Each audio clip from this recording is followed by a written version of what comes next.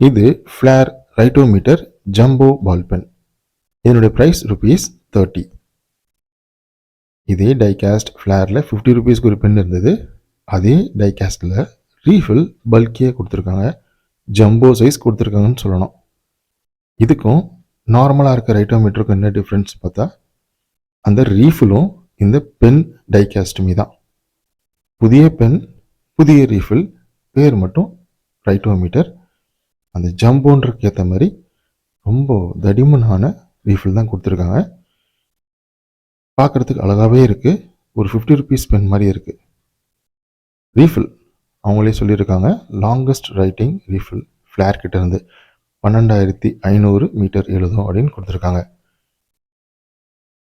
Value for money அப்படின்னு தான் சொல்லணும். ஏன்னா ₹30 ரைட்டோமீட்டர் பென்னே ₹25, ₹20 அந்த மாதிரி ஃபார்மேட்டில் இருக்குது. இப்போது இது ₹30க்கு இவ்வளவு லென்த்தாக எழுதக்கூடிய பென் அப்படின்னால இது கண்டிப்பாக ஒர்த்தான பென் தான். என்ன ப்ளஸ் பாயிண்ட்னா, ரொம்ப ஸ்லிம்மாக எழுதும். அதனால தான் இது ரொம்ப பேஜஸ் எழுதுது. ஸ்டார்டிங் எழுதும் போது கொஞ்சம் நார்மலாக தான் இருக்கும். ஆனால் எழுத எழுத எழுத நமக்கு ரொம்ப கம்ஃபர்டபுளாக ஃபீல் ஆகும். தேங்க்ஸ் ஃபார் வாட்சிங்.